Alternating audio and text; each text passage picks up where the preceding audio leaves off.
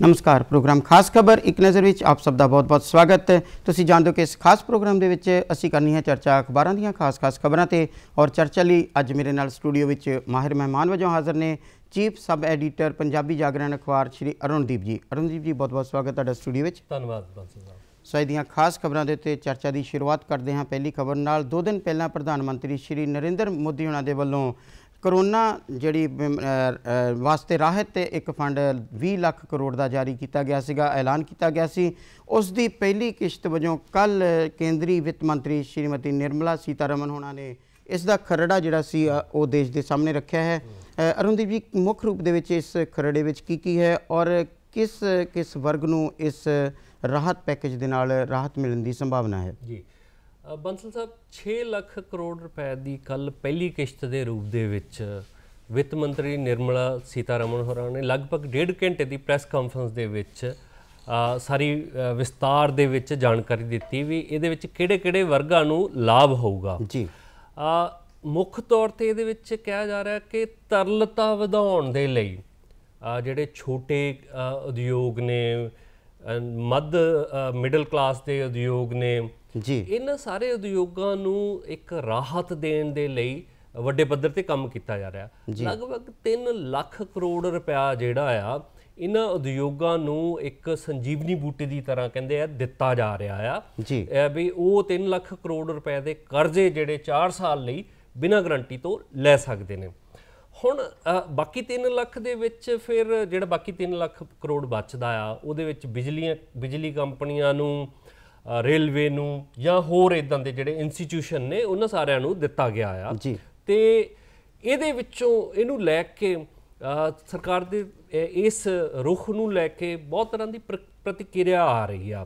सरकार दे पक्ष दे विच भी बहुत सारे लोग आ रहे ने भी इहदे नाल राहत मिलूगी, सरकार दे विरोध दे विच भी आवाज़ां उठ रही ने भी इहदे विच जिहड़ा साडा समाज दा एक वड्डा तबका आ जिहड़ा गरीब आ, जिहड़ा गरीब तो भी अत गरीब आ ਉਹਦਾ ਇਹਦੇ ਵਿੱਚ ਕੋਈ ख्याल नहीं रखा गया।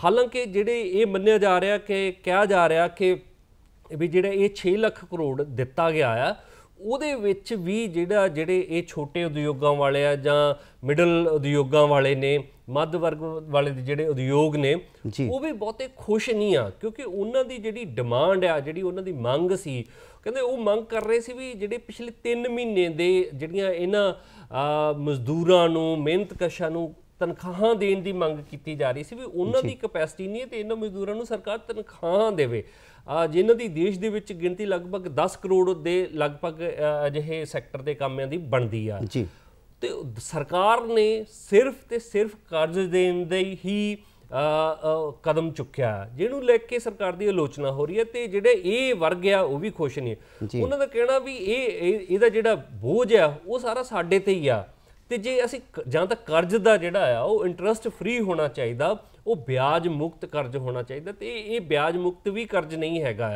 उन्होंने किसी ना किसी रूप के देने पऊगा। हाँ बिना गारंटी तो मिल रहा पर जदों अमली रूप दे विच हकीकी रूप दे विच बैंकां कोलों ये कर्जा लैना आ वो कहंदे भी ये कर्जा साडा सिस्टम इदां दा भी जदों लैना उदों पता लगदा भी किद्दां किहड़ियां मुश्किलां दा सामना करना पै रहा। दूसरी गल इहनूं सोशल मीडिया ते लैके भी काफ़ी जुमलेबाजी कसी जा रही है। कुछ लोग इहनूं छुंछणा दस रहे ने, कुछ लोग इहनूं एक विजुअल स्टेप की फॉर्म दे विच दिखा रहे हैं कि एक खंबे ते तारां दा बहुत वड्डा गुच्छा बनया होया जिहदे तो पता ही नहीं लग रहा भी किहड़ी तार किधर नूं जा रही है किहड़ी तार किधर नूं जा रही है। एंड दूजी गल इहदे विच एक होर वड्डे रूप दे विच मन्नी जा रही है कि देश दे जिहड़े अर्थशास्त्री ने अर्थशास्त्री भी इस मसले ते लैके कन्फ्यूजन का शिकार ने जी भरम भुलेखियां का शिकार ने। वो कहा जा रहा कि वो भी ये गल समझण ते असमर्थ ने भी ये पैसा आना किधरों आ जाना किधर है कुछ भी ये गल गेट दे विच नहीं आ रही। पंजाब के मुख्य मंत्री कैप्टन अमरिंदर सिंह ने केंद्र सरकार ते वित्त मंत्री निर्मला सीतारमन ते निशाने लाए ने। उन्होंने कहा है कि इहदे विच जिहड़े जिस तबके नूं सब तो ज़्यादा जरूरत सी उहनूं इहदे विच अणडिठ कीता गया है जी ਹਾਲਾਂਕਿ ਇੱਕ ਇਹਦੇ ਵਿੱਚ ਹੋਰ ਸਵਾਲ ਵੀ ਵੱਡੇ ਪੱਧਰ ਤੇ ਚੁੱਕਿਆ ਜਾ ਰਿਹਾ ਕਿ ਰਾਜਾਂ ਦਾ ਸੂਬਿਆਂ ਦਾ 3 ਮਹੀਨੇ ਦਾ GST ਜਿਹੜਾ ਆ ਉਹ ਬਕਾਇਆ ਕੇਂਦਰ ਵੱਲ ਖੜਾ ਹੈ। ਜੇ ਕੇਂਦਰ ਉਹੋ ਹੀ ਬਕਾਇਆ ਇਹਨਾਂ ਸੂਬਿਆਂ ਨੂੰ GST ਦੇ ਦੇਵੇ, GST ਦਾ ਬਕਾਇਆ ਦੇ ਦੇਵੇ, ਜਿਵੇਂ ਪੰਜਾਬ ਦਾ 4000 ਕਰੋੜ ਦੇ ਲਗਭਗ ਬਕਾਇਆ ਹੈਗਾ ਪਿਛਲੇ 3 ਮਹੀਨਿਆਂ ਦਾ, ਇਹਦੇ ਬਾਕੀ ਸੂਬਿਆਂ ਦਾ ਵੀ ਹੈਗਾ,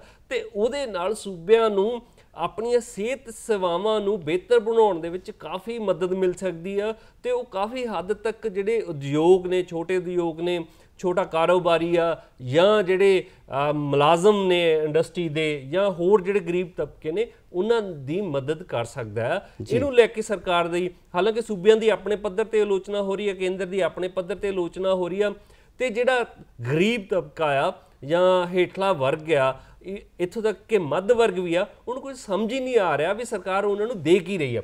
ਲੋਕ ਅਸਲ ਦੇ ਵਿੱਚ, ਕਿਉਂਕਿ ਦੁਆਬਾ ਖਿੱਤਾ ਇਦਾਂ ਦਾ ਆ, ਦੁਆਬੇ ਦੇ ਵਿੱਚ ਵੱਡੀ ਗਿਣਤੀ ਦੇ ਵਿੱਚ ਲੋਕ ਵਿਦੇਸ਼ਾਂ ਦੇ ਵਿੱਚ ਸੈਟਲ ਨੇ, ਕੈਨੇਡਾ ਅਮਰੀਕਾ 'ਚ ਸੈਟਲ ਨੇ, ਉੱਥੋਂ ਦੀਆਂ ਸਰਕਾਰਾਂ ਨੇ ਲੋਕਾਂ ਨੂੰ ਸਿੱਧੇ ਰੂਪ ਦੇ ਵਿੱਚ ਫਾਇਦਾ ਦਿੱਤਾ, ਡਾਇਰੈਕਟ ਰੂਪ ਦੇ ਵਿੱਚ ਉਹਨਾਂ ਨੂੰ ਲਾਭ ਦਿੱਤਾ। ਉਹਨਾਂ ਦੇ ਖਾਤਿਆਂ ਦੇ ਵਿੱਚ ਕਿਸੇ ਸਰਕਾਰ ਨੇ $2000 ਪਾਤੇ, ਕਿਸੇ ਸਰਕਾਰ ਨੇ $3000 ਪਾਤੇ। ਲੋਕ ਜਦੋਂ ਉਹਦੇ ਨਾਲ ਕੰਪੈਰੀਜ਼ਨ ਕਰਕੇ ਦੇਖਦੇ ਆ, ਉਹਦੇ ਨਾਲ ਮੁਕਾਬਲਾ ਕਰਕੇ ਦੇਖਦੇ, ਤੇ ਉਹਨਾਂ ਨੂੰ ਲੱਗਦਾ ਸਾਡੀ ਸਰਕਾਰ ਤਾਂ ਕੁਝ ਵੀ ਨਹੀਂ ਕਰ ਰਹੀ। ਅਸਲ ਦੇ ਵਿੱਚ ਸਰਕਾਰ ਸਿੱਧੇ ਰੂਪ ਦੇ ਵਿੱਚ ਨਹੀਂ, ਅਸਿੱਧੇ ਰੂਪ ਦੇ ਵਿੱਚ ਮਦਦ ਕਰਨ ਦੀ ਕੋਸ਼ਿਸ਼ ਕਰ ਰਹੀ ਹੈ, ਜਿਹੜੀ ਲੋਕਾਂ ਨੂੰ ਸਮਝ ਨਹੀਂ ਆ ਰਹੀ, ਤੇ ਅਰਥ ਸ਼ਾਸਤਰੀਆਂ ਨੂੰ ਵੀ ਇਹ ਗੱਲ ਸ਼ਾਇਦ ਸਮਝ ਨਹੀਂ ਆ ਰਹੀ ਆ, ਤੇ ਆਮ ਲੋਕਾਂ ਨੂੰ ਕਿੱਦਾਂ ਆਊਗੀ, ਇਹ ਦੇਖਣ ਵਾਲੀ ਗੱਲ ਹੈ। ਅਰੁਣ ਵੀ ਕੱਲ ਜਿਹੜੇ ਕੇਂਦਰੀ ਵਿੱਤ ਮੰਤਰੀ ਨੇ, ਉਹਨਾਂ ਨੇ ਇਹ ਵੀ ਕਿਹਾ ਹੈ ਕਿ ਭਾਰਤ ਨੂੰ ਆਤਮ ਨਿਰਭਰ ਬਣਾਉਣ ਵਾਲੇ ਦੀ ਜਿਹੜੀ ਮੁਹਿੰਮ ਹੈ ਉਸ ਦਾ ਇਹੀ ਇੱਕ ਹਿੱਸਾ ਹੈ। ਇਹ ਜਿਹੜਾ ਹੁਣ ਰਾਹਤ ਦਿੱਤੀ ਜਾ ਰਹੀ ਹੈ, ਪਿਛਲੇ ਸਮੇਂ ਦੌਰਾਨ ਹੋਏ ਨੁਕਸਾਨ ਦੀ ਭਰਪਾਈ ਕਰੇਗੀ, ਜਾਂ ਕੋਈ ਨਵਾਂ ਉਦਯੋਗ, ਨਵਾਂ ਉਤਪਾਦ, ਇਸ ਪਾਸੇ ਵੀ ਕੋਈ ਕਦਮ ਜਿਹੜਾ ਹੈ ਉਠਾਏ ਜਾਣਗੇ ਇਸ ਵਿੱਚ? ਆਤਮ ਨਿਰਭਰ ਕਹਿੰਦੇ ਪ੍ਰਧਾਨ ਮੰਤਰੀ ਹੋਰਾਂ ਨੇ ਜਦੋਂ ਆਪਣਾ ਭਾਸ਼ਣ ਦਿੱਤਾ, ਜਿਹੜਾ 2 ਦਿਨ ਪਹਿਲਾਂ ਉਹਨਾਂ ਨੇ ਭਾਸ਼ਣ ਦਿੱਤਾ, ਉਹਦੇ 'ਚ 37 ਵਾਰ ਸ਼ਬਦ ਆਤਮ ਨਿਰਭਰਤਾ ਵਰਤਿਆ ਗਿਆ।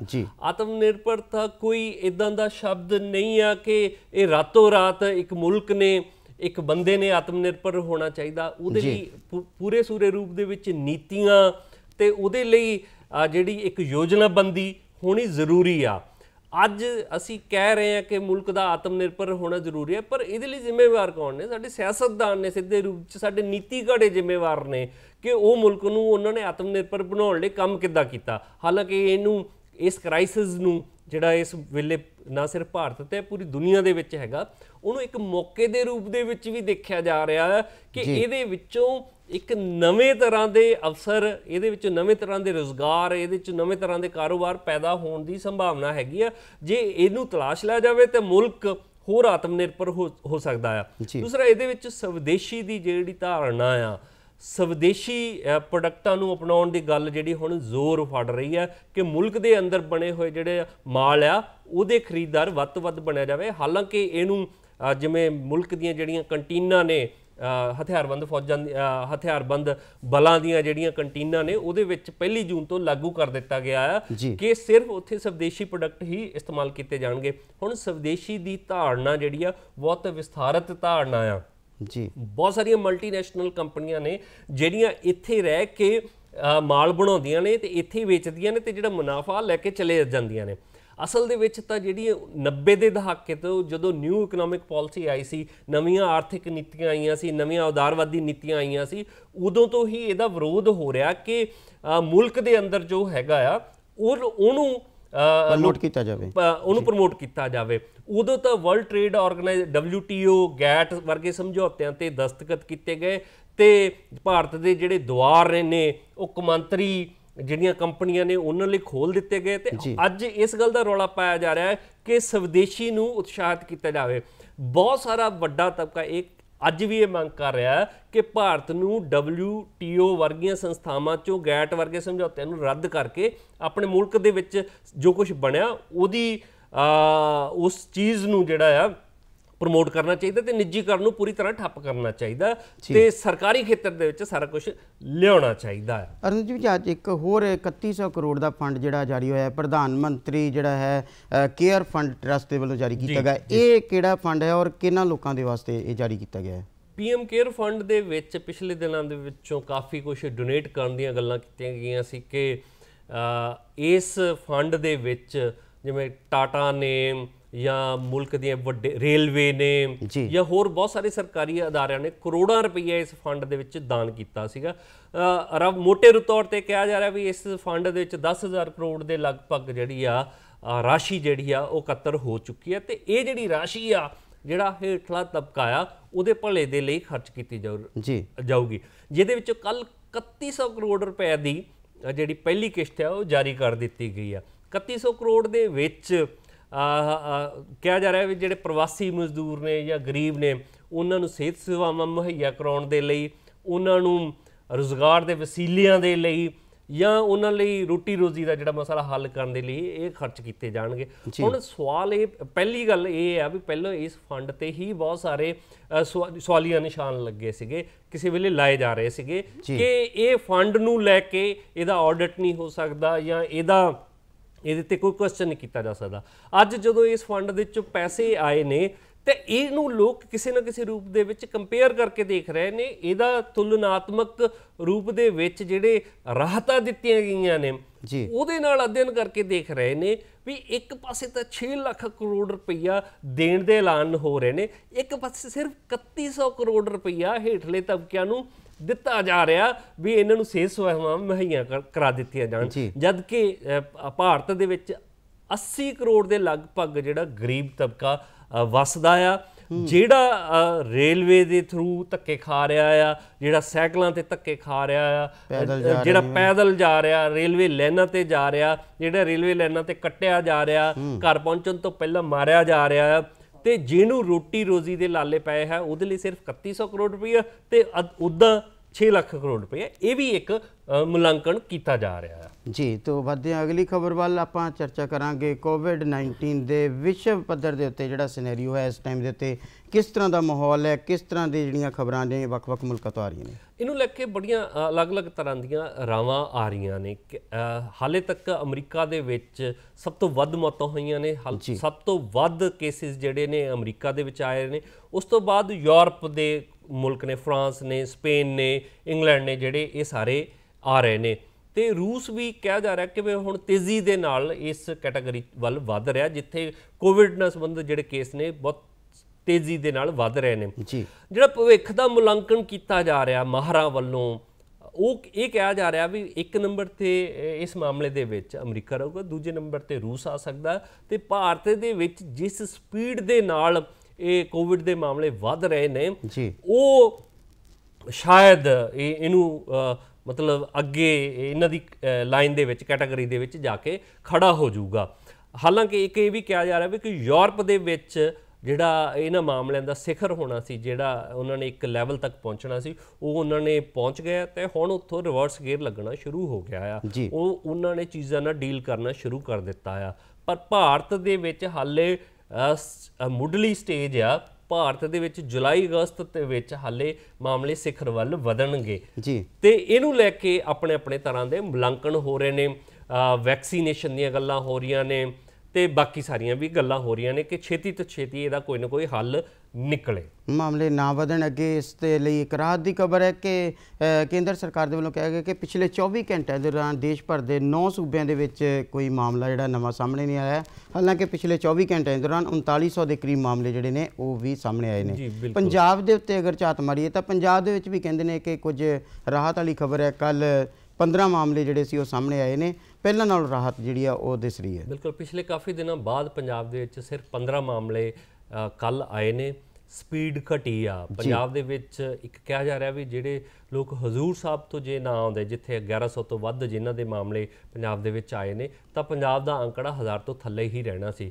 ਕੱਲ ਪਹਿਲਾ ਦਿਨ ਰਿਹਾ ਵੀ ਜਿੱਥੇ ਸਿਰਫ 15 ਮਾਮਲੇ ਆਏ ਨੇ। ਇਹਦੇ ਨਾਲ ਇਹ ਕਿਹਾ ਜਾ ਰਿਹਾ ਕਿ ਵੀ ਪੰਜਾਬ ਦੇ ਵਿੱਚ ਰਫ਼ਤਾਰ ਜਿਹੜੀ ਆ ਮਾਮਲੇ ਵਧਣ ਦੀ ਘੱਟ ਹੋਈ ਆ। ਇਹਦੇ ਲਈ ਹਾਲਾਂਕਿ ਕੇਂਦਰੀ ਜਿਹੜੇ ਸਿਹਤ ਮੰਤਰੀ ਆ ਹਰਸ਼ ਵਰਧਨ ਨੇ ਇਹਨਾਂ ਦੀ ਤਾਰੀਫ ਵੀ ਕੀਤੀ ਹੈ ਸੂਬੇ ਦੀ, ਵੀ ਪੰਜਾਬ ਨੇ ਬਹੁਤ ਵਧੀਆ ਐਫਰਟ ਕੀਤੇ ਨੇ, ਬਹੁਤ ਵਧੀਆ ਇੱਕ ਪਲੈਨਿੰਗ ਦੇ ਨਾਲ ਚੀਜ਼ਾਂ ਨੂੰ ਕਾਬੂ ਹੇਠ ਲਿਆਂਦਾ ਆ।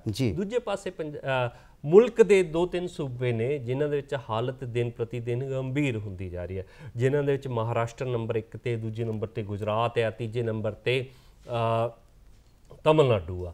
ਇਸ ਤੋਂ ਬਿਨਾਂ ਜਿਹੜੇ 9 ਸੂਬੇ ਇਹੋ ਜਿਹੇ ਨੇ ਜਿਨ੍ਹਾਂ ਦੇ ਵਿੱਚ ਸਥਿਤੀਆਂ ਜਿਹੜੀਆਂ ਨੇ ਬਹੁਤ ਬਿਹਤਰ ਹੋ ਗਈਆਂ ਨੇ ਜੀ। ਕੇਰਲ ਇਹਦੇ ਵਿੱਚ ਦੁਨੀਆ ਭਰ ਦੇ ਵਿੱਚ ਇੱਕ ਐਗਜ਼ਾਮਪਲ ਦੇ ਤੌਰ ਤੇ, ਇੱਕ ਉਦਾਹਰਣ ਦੇ ਤੌਰ ਤੇ ਉੱਭਰ ਕੇ ਸਾਹਮਣੇ ਆਇਆ, ਜਿੱਥੇ ਜਿਹੜੀ ਕੋਵਿਡ ਨੂੰ ਪੂਰੀ ਤਰ੍ਹਾਂ ਕੰਟਰੋਲ ਕਰਨ ਵੱਲ ਨੂੰ ਕੇਰਲ ਵੱਧ ਰਿਹਾ, ਜਿੱਥੇ 0.38 ਦੇ ਲਗਭਗ ਜਿਹੜੇ 0.38% ਜਿਹੜਾ ਆ ਉਹ ਕੇਰਲ ਦੇ ਵਿੱਚ ਸਿਰਫ ਵਾਧਾ ਦਰ ਹੈਗੀ ਆ। ਉਹਨਾਂ ਨੇ ਜਿਹੜਾ ਇੱਕ ਸਿਸਟੇਮੈਟਿਕਲੀ ਉਹਨਾਂ ਨੇ ਇੱਕ ਤਰੀਕੇ ਦੇ ਨਾਲ ਇਸ ਸਮੱਸਿਆ ਨੂੰ ਕਾਬੂ ਹੇਠ ਲਿਆਂਦਾ, ਕਿਉਂਕਿ ਉਹਨਾਂ ਦਾ ਸਾਲਾਂ ਤੋਂ ਸਿਹਤ ਦਾ ਜਿਹੜਾ ਢਾਂਚਾ ਆ ਬਹੁਤ ਵਧੀਆ ਰਿਹਾ ਹੈ। ਉੱਥੇ ਨਾ ਸਿਰਫ ਆਧੁਨਿਕ ਇਲਾਜ ਪ੍ਰਣਾਲੀਆਂ ਬਲਕਿ ਜਿਹੜੀਆਂ ਪੁਰਾਣੀਆਂ ਆਯੁਰਵੈਦਿਕ ਪੱਧਤੀਆਂ ਨੇ ਉਹਨਾਂ ਦਾ ਵੀ ਬੜੀ ਸ਼ਿੱਦਤ ਦੇ ਨਾਲ ਇਸਤੇਮਾਲ ਕੀਤਾ ਜਾ ਰਿਹਾ। ਪੜ੍ਹਿਆ ਲਿਖਿਆ ਤਬਕਾ ਹੋਣ ਕਰਕੇ, ਪੜ੍ਹਿਆ ਲਿਖਿਆ ਸੂਬਾ ਹੋਣ ਕਰਕੇ ਉੱਥੇ ਜਿਹੜੇ ਨੇ ਨਿਯਮ ਆ ਉਹਨਾਂ ਦਾ ਬੜੀ ਬਾਖੂਬੀ ਪਾਲਣ ਕੀਤਾ ਜਾ ਰਿਹਾ, ਤੇ ਇਸ ਕਰਕੇ ਉੱਥੇ ਜਿਹੜੀ ਦਰ ਆ ਉਹ ਬਹੁਤ ਘੱਟ ਆ। ਤੇ ਇਹ ਕੇਰਲ ਜਿਹੜਾ ਆ ਸਾਡੇ ਭਾਰਤ ਲਈ ਤਾਂ ਮਿਸਾਲ ਬਣ ਰਹੀ ਆ, ਦੁਨੀਆ ਦੇ ਲਈ ਵੀ ਇੱਕ ਮਿਸਾਲ ਬਣ ਰਿਹਾ ਹੈ। ਤੇ ਦੂਜੇ ਪਾਸੇ ਜਿਹੜੀ ਸਪੀਡ ਦੇ ਨਾਲ ਭਾਰਤ ਦੇ ਵਿੱਚ ਮਾਮਲੇ ਵੱਧ ਰਹੇ ਨੇ ਉਹ ਕਾਫੀ ਚਿੰਤਾਜਨਕ ਨੇ। ਜੇ ਸਰਕਾਰ ਨੇ ਸਮਾਂ ਰਹਿੰਦੇ ਹਾਲੇ ਵੀ ਉੱਥੇ ਇੱਕ ਵੱਡੀ ਰਾਸ਼ੀ ਇੰਜੈਕਟ ਨਾ ਕੀਤੀ, ਵੱਡੀ ਰਾਸ਼ੀ ਨਾ ਦਿੱਤੀ ਮਾਮਲਿਆਂ ਨੂੰ ਨਜਿੱਠਣ ਦੇ ਲਈ, ਤਾਂ ਹਾਲਤ ਬਹੁਤ ਗੰਭੀਰ ਹੋ ਸਕਦੇ ਨੇ। ਇਹਦੇ ਲਈ ਸੋਚਣ ਵਾਲੀ ਗੱਲ ਹੈ। ਜੀ, ਕੋਰੋਨਾ ਵਾਇਰਸ ਕਾਰਨ ਰੁਕੀ ਹੋਈ ਜ਼ਿੰਦਗੀ ਨੂੰ ਥੋੜੀ ਰਫ਼ਤਾਰ ਦੇਣ ਦੇ ਵਾਸਤੇ ਪਿਛਲੇ ਦਿਨੀ ਕੇਂਦਰ ਸਰਕਾਰ ਦੇ ਵੱਲੋਂ ਕੁਝ ਰੇਲ ਗੱਡੀਆਂ ਜਿਹੜੀਆਂ ਚਲਾਈਆਂ ਗਈਆਂ ਸਨ, ਔਰ ਅੱਜ ਖਬਰ ਹੈ ਕਿ ਕੁਝ ਰੇਲ ਗੱਡੀਆਂ ਹੋਰ ਚਲਾਈਆਂ ਜਾਣਗੀਆਂ। ਇਸ ਫੈਸਲੇ ਨੂੰ ਕਿਵੇਂ ਦੇਖਦੇ ਹੋ? ਪਹਿਲਾਂ 15 ਰੇਲ ਗੱਡੀਆਂ ਚਲਾਈਆਂ ਗਈਆਂ, ਜੋੜੀ ਦੇ ਰੂਪ ਦੇ ਵਿੱਚ ਰੇਲ ਗੱਡੀਆਂ ਚਲਾਈਆਂ ਗਈਆਂ। ਉਸ ਤੋਂ ਪਹਿਲਾਂ ਜਿਹੜੀਆਂ ਰੇਲ ਗੱਡੀਆਂ ਚਲਾਈਆਂ ਗਈਆਂ ਸੀ, ਸ਼੍ਰਮਿਕ ਸਪੈਸ਼ਲ ਟ੍ਰੇਨਾਂ ਚਲਾਈਆਂ ਗਈਆਂ ਸੀ, ਜਿਹਦੇ 'ਚ ਮਜ਼ਦੂਰਾਂ ਤੋਂ ਕਿਰਾਇਆ ਲੈ ਕੇ ਉਹਨਾਂ ਦੇ ਸੂਬਿਆਂ ਦੇ ਵਿੱਚ ਭੇਜਣ ਦੀ ਕੋਸ਼ਿਸ਼ ਕੀਤੀ ਜਾ ਰਹੀ ਸੀ। ਤੇ ਹੁਣ ਜਿਹੜਾ ਇੱਕ ਮੱਧ ਵਰਗ ਆ ਤਾਂ ਅਪਰ ਮਿਡਲ ਕਲਾਸ ਆ, ਉਹਨੂੰ ਉਹਦੇ ਘਰੋਂ ਘਰੀ ਪਹੁੰਚਾਉਣ ਦੇ ਲਈ ਗੱਡੀਆਂ ਚਲਾਈਆਂ ਗਈਆਂ। ਤੇ ਹੁਣ ਇਹ ਕਿਹਾ ਜਾ ਰਿਹਾ ਕਿ ਹੋਰ ਟ੍ਰੇਨਾਂ ਵਧਾਈਆਂ ਜਾਣਗੀਆਂ ਜੀ। ਤੇ ਇਹਨੂੰ ਲੈ ਕੇ ਸਰਕਾਰ ਕੋਲ ਯੋਜਨਾਬੰਦੀ ਕੀ ਆ? ਹਾਲਾਂਕਿ ਸਟੇਸ਼ਨਾਂ ਤੇ ਪੂਰਾ ਸੈਨੀਟਾਈਜੇਸ਼ਨ ਕੀਤਾ ਜਾ ਰਿਹਾ, ਇੱਕ ਇਸ ਗੱਲ ਤੇ ਲਗਾਤਾਰ ਜ਼ੋਰ ਦਿੱਤਾ ਜਾ ਰਿਹਾ ਕਿ ਜਿਹਦੇ ਫੋਨ ਦੇ ਵਿੱਚ ਆਰੋਗਿਆ ਸੇਤੂ ਐਪ ਹੋਊਗਾ ਉਹਨੂੰ ਟਿਕਟ ਦਿੱਤੀ ਜਾਊਗੀ। ਮਤਲਬ ਹੇਠਲੇ ਪੱਧਰ ਤੇ ਆਰੋਗਿਆ ਸੇਤੂ ਐਪ ਦੀ ਗੱਲ ਕੀਤੀ ਜਾ ਰਹੀ ਹੈ, ਪਰ ਸਮਾਜ ਦਾ ਇੱਕ ਵੱਡਾ ਤਬਕਾ ਉਹ ਵੀ ਆ ਜਿਹਦੇ ਕੋਲ ਸਮਾਰਟਫੋਨ ਹੀ ਨਹੀਂ ਹੈਗਾ, ਉਹ ਆਰੋਗਿਆ ਸੇਤੂ ਕਿੱਥੋਂ ਡਾਊਨਲੋਡ ਕਰੂਗਾ ਆਪਣੇ ਫੋਨ ਦੇ ਵਿੱਚ। ਹੁਣ ਜਿਹੜਾ ਅਸਲ ਦੇ ਵਿੱਚ ਜਿਹੜਾ ਲੋਕ ਰੇਲ ਗੱਡੀਆਂ ਦੀ ਲਾਈਨਾਂ ਤੇ ਤੁਰ ਕੇ ਘਰ ਨੂੰ ਜਾ ਰਿਹਾ ਹੈ ਜੀ, ਅਸਲ ਦੇ ਵਿੱਚ ਜਿਹੜਾ ਲੋਕ ਰਿਕਸ਼ਿਆਂ ਤੇ ਜਾ ਰਹੇ ਨੇ, ਨਹਿਰਾਂ ਪਾਰ ਕਰਕੇ ਜਾ ਰਹੇ, ਖੇਤਾਂ ਦੇ ਵਿੱਚੋਂ ਜਾ ਰਹੇ ਨੇ, ਉਹਨਾਂ ਨੂੰ ਸਮਝਣ ਦੀ ਲੋੜ ਆ, ਉਹਨਾਂ ਨੂੰ ਦੇਖਣ ਦੀ ਲੋੜ ਆ ਕਿ ਉਹਨਾਂ ਦੇ ਹਾਲਾਤ ਕਿਹੋ ਜਿਹੇ ਆ, ਉਹਨਾਂ ਨੂੰ ਘਰੋਂ ਘਰੀ ਕਿੱਦਾਂ ਪਹੁੰਚਾਉਣਾ, ਉਹਨਾਂ ਤੋਂ ਕਿਰਾਇਆ ਲੈਣਾ ਕਿ ਨਹੀਂ ਲੈਣਾ, ਇਹਦੇ ਲਈ ਸੋਚਣ ਦੀ ਲੋੜ ਆ। ਹਾਲਾਤ ਜਿਹੜੇ ਵੱਧ ਤੋਂ ਬਦਤਰ ਆ, ਜੇ ਉਹ ਇੱਥੇ ਰਹਿੰਦੇ ਨੇ ਤਾਂ ਵੀ ਉਹਨਾਂ ਦੇ ਲਈ ਮੁਸ਼ਕਲ ਹੈ, ਕਿਉਂਕਿ ਉਹਨਾਂ ਨੂੰ ਤਨਖਾਹਾਂ ਨਹੀਂ ਮਿਲ ਰਹੀਆਂ ਪਿਛਲੇ 2-3 ਮਹੀਨੇ ਤੋਂ। ਜੇ ਆਪਣੇ ਘਰਾਂ ਜਾਂਦੇ ਨੇ, ਘਰਾਂ ਨੂੰ ਪਰਤਦੇ ਨੇ, ਤੇ ਉੱਥੇ ਵੀ ਹਾਲਾਤ ਬਹੁਤ ਮਾੜੇ ਨੇ। ਤੇ ਰਸਤੇ ਦੇ ਹਾਲਾਤ ਅਸੀਂ ਰੋਜ਼ ਟੀਵੀ ਚੈਨਲਾਂ ਤੇ ਦੇਖ ਹੀ ਰਹੇ ਨੇ ਕਿੱਦਾਂ ਦੇ ਨੇ। ਉਸ ਵਰਗ ਵੱਲ ਵਿਸ਼ੇਸ਼ ਧਿਆਨ ਦੀ ਲੋੜ ਹੈ। ਰੇਲਵੇ ਨੂੰ ਖਾਸ ਤੌਰ ਤੇ, ਰੇਲਵੇ ਸਾਡਾ ਇੱਕ ਦੇਸ਼ ਦਾ, ਦੁਨੀਆ ਦਾ ਇੱਕ ਸਭ ਤੋਂ ਵੱਡਾ ਨੈਟਵਰਕ ਆ, ਜਿਹਦਾ ਇੱਕ ਸਹੀ ਮਾਇਨਿਆਂ ਦੇ ਵਿੱਚ ਇਸ ਮੌਕੇ ਤੇ ਸਦਉਪਯੋਗ ਹੋ ਸਕਦਾ ਆ, ਉਹਦਾ ਕੀਤਾ ਜਾਣਾ ਚਾਹੀਦਾ। ਸਾਰੇ ਵਰਗਾਂ ਨੂੰ ਰਾਹਤ ਦਿੱਤੀ ਜਾਣੀ ਚਾਹੀਦੀ ਹੈ। ਇੱਕ ਪਲੈਨਿੰਗ ਦੇ ਨਾਲ ਇਹਦਾ ਇਸਤੇਮਾਲ ਕਰਦੇ ਹੋਏ ਕੀਤਾ ਜਾਣਾ ਚਾਹੀਦਾ।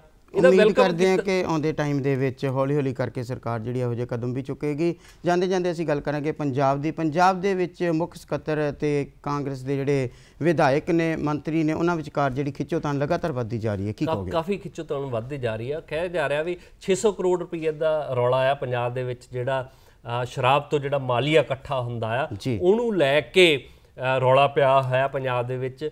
ਇੱਕ ਵਿਵਹਾਰ ਦੀ ਵੀ ਗੱਲ ਆ। ਮਤਲਬ ਇਹਦੇ ਨਾਲ ਕੁੱਲ ਮਿਲਾ ਕੇ ਇਹ ਸਾਬਤ ਹੋ ਰਿਹਾ ਵੀ ਇਸ ਹਮਾਮ ਦੇ ਵਿੱਚ ਸਾਰੇ ਹੀ ਨੰਗੇ ਨੇ ਤੇ ਕੋਈ ਵੀ ਦੁੱਧ ਧੋਤਾ ਨਹੀਂ ਆ।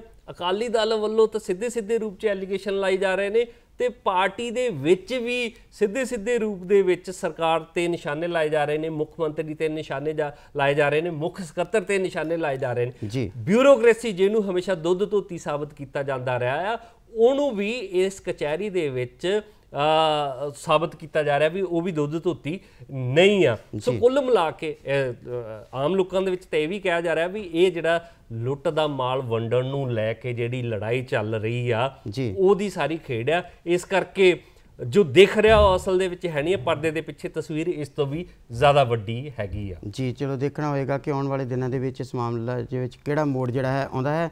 ਪ੍ਰੋਗਰਾਮ ਦਾ ਸਮਾਂ ਸਾਡਾ ਇੱਥੇ ਖਤਮ ਹੈ। ਸੋ ਅੱਜ ਦੀ ਚਰਚਾ ਨੂੰ ਵੀ ਅਸੀਂ ਇੱਥੇ ਵਿਰਾਮ ਦਿੰਦੇ ਹਾਂ। ਅਰੁਣਦੀਪ ਜੀ ਤੁਸੀਂ ਸਟੂਡੀਓ 'ਚ ਆਏ, ਤੁਹਾਡਾ ਬਹੁਤ ਬਹੁਤ ਸ਼ੁਕਰੀਆ। ਤੇ ਦੋਸਤੋ ਤੁਸੀਂ ਸਾਡੇ ਪ੍ਰੋਗਰਾਮ ਨਾਲ ਜੁੜੇ, ਤੁਹਾਡਾ ਵੀ ਬਹੁਤ ਬਹੁਤ ਧੰਨਵਾਦ।